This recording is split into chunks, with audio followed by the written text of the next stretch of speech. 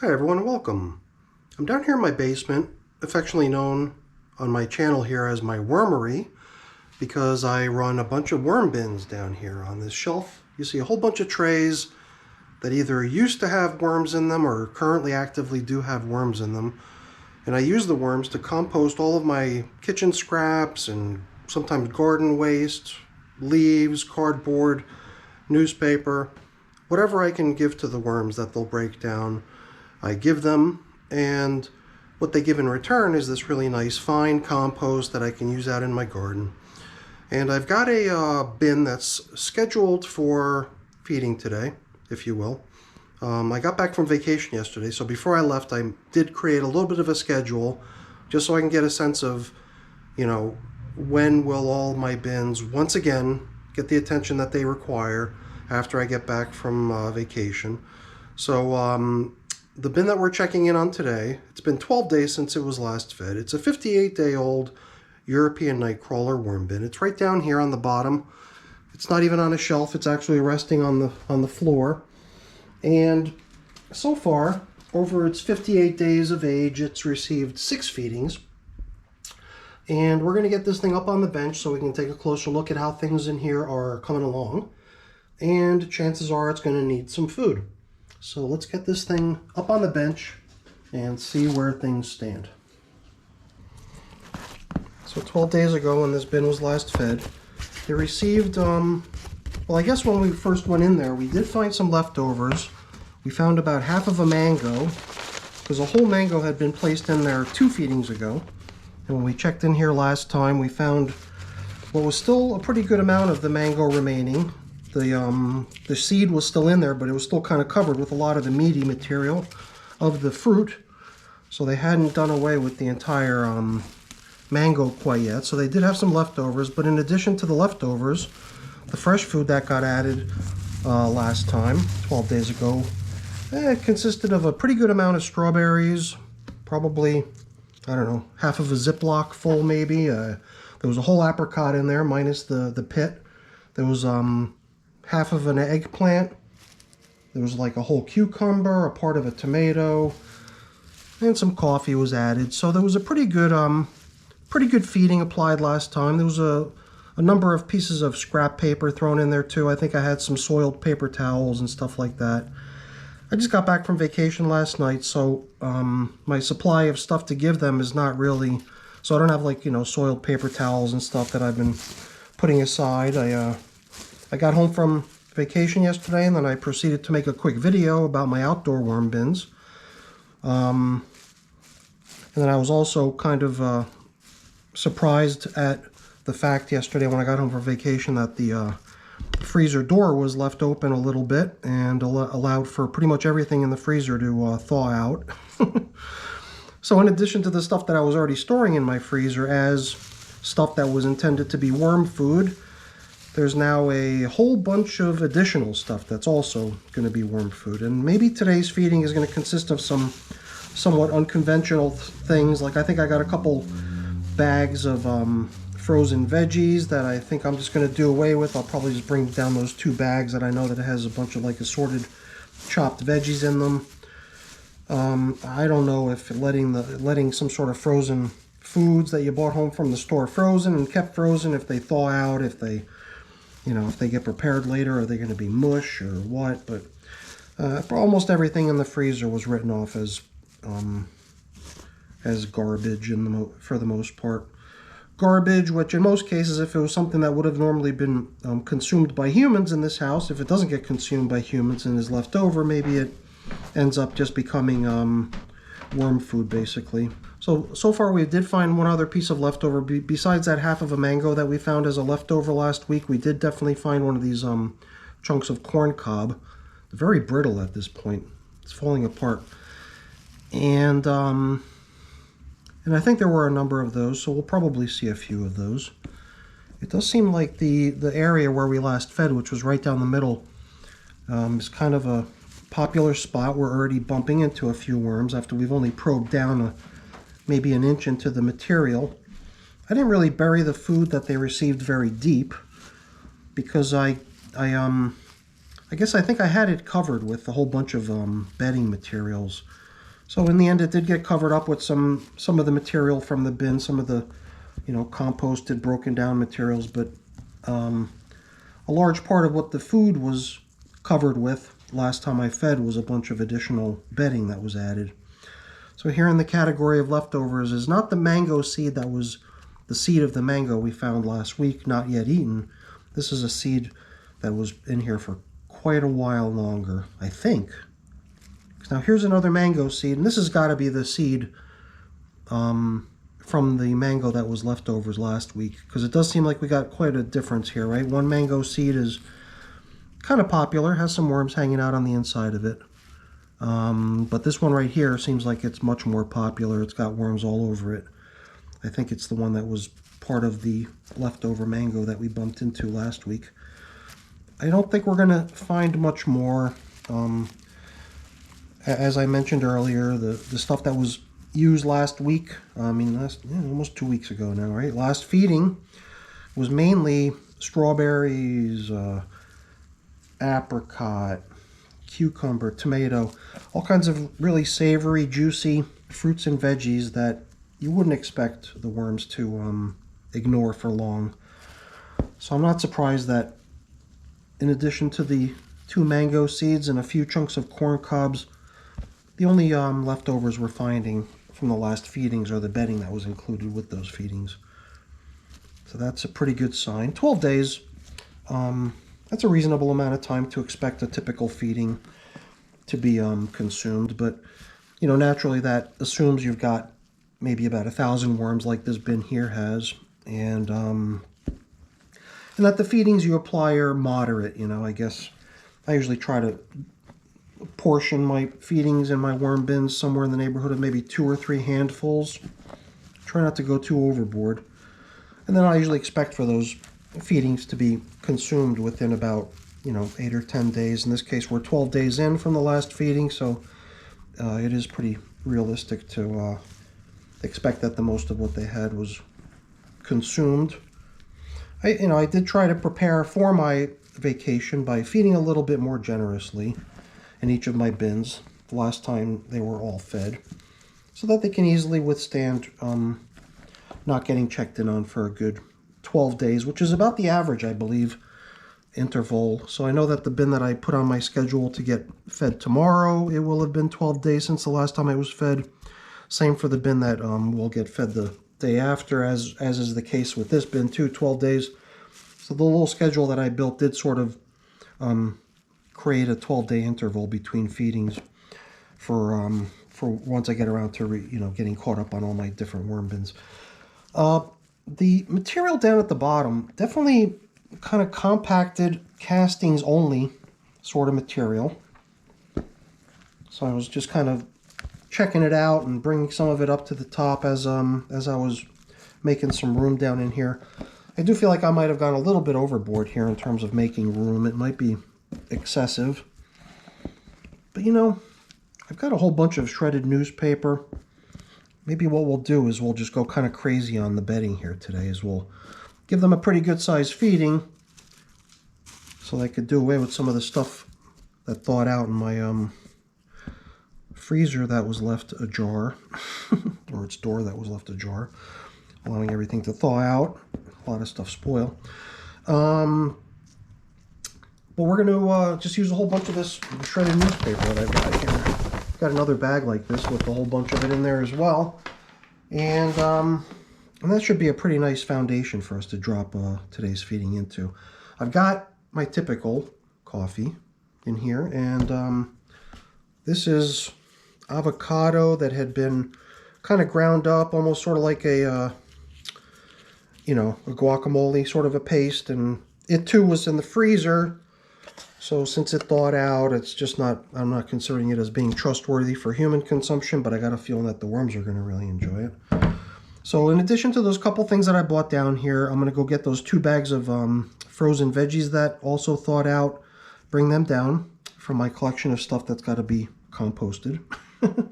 and then we'll proceed with feeding this bin. So I'll take a quick 5-minute break to head upstairs, and we'll pick up where we left off when I get back.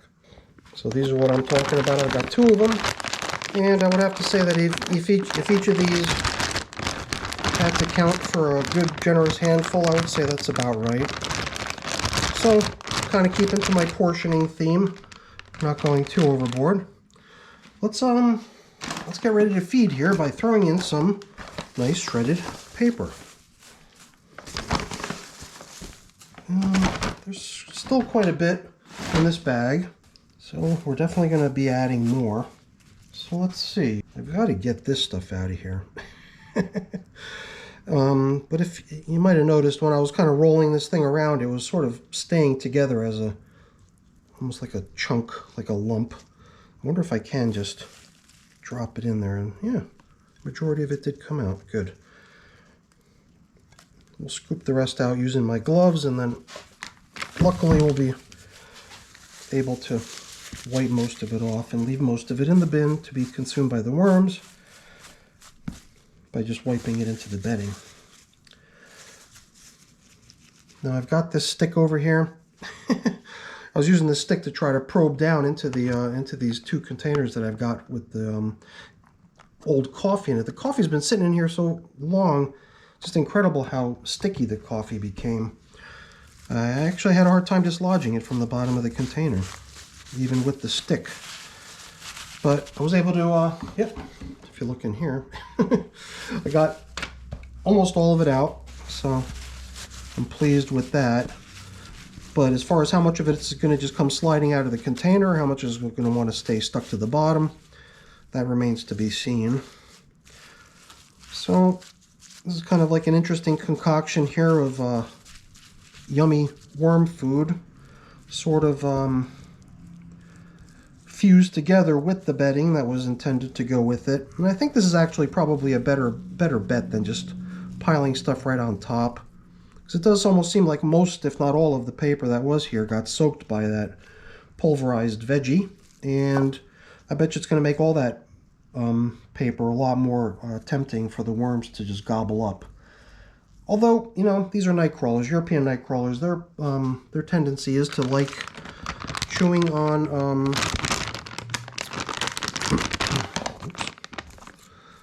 bedding, on carbon-based food items like the bedding we normally feed them. So I think there wouldn't have been a problem getting rid of the bedding that we added. All the bedding that we put in here, I mean, so little of it ever remains, you know. We saw some of it here and there before, but certainly not much.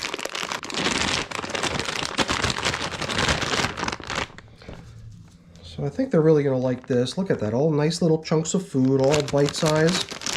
Well, maybe not bite-sized for a worm, but pretty close to that. But the fact that it was all frozen, and now that it's thawed out, it's going to probably become nice and easy for the worms to eat.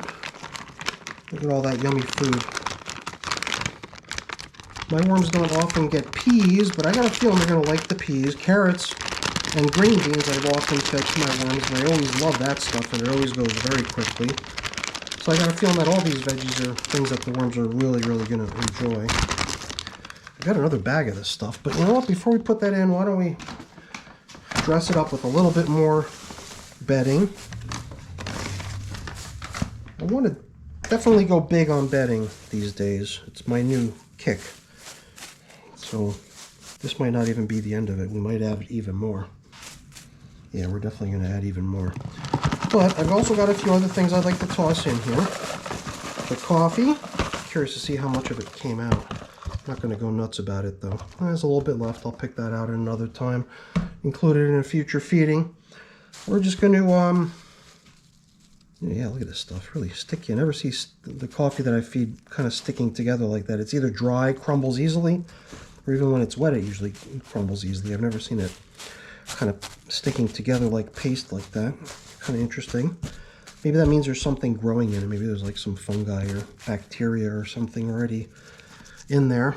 But one more bag and a little bit more bedding, and I think we're good to go.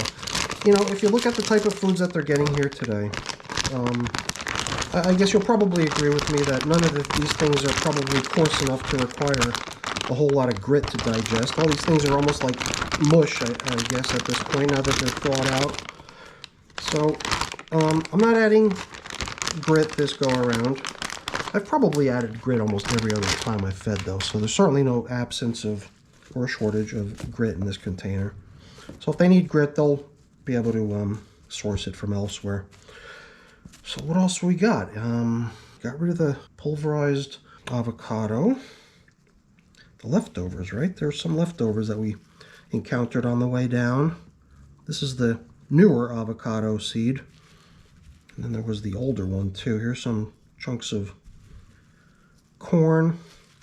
I guess as we bumped into those, we started sort of stacking them up and then including them in our collection of old food items. Here it is. This is the old mango seed. Yeah, I mean, it's always kind of cool to have a collection of fast composting foods, stuff that the worms pretty much do away with right away. And it's also interesting to have other types of foods that, sit around for a while and do take some time to get broken down. It's interesting just to see their status as they break down. This little guy was almost out of the bin already before I noticed him. Jeez. All right, hopefully we don't have any other escapees. Let's get this done. There's not much left. I just want to add a little bit more bedding, as you probably could have guessed.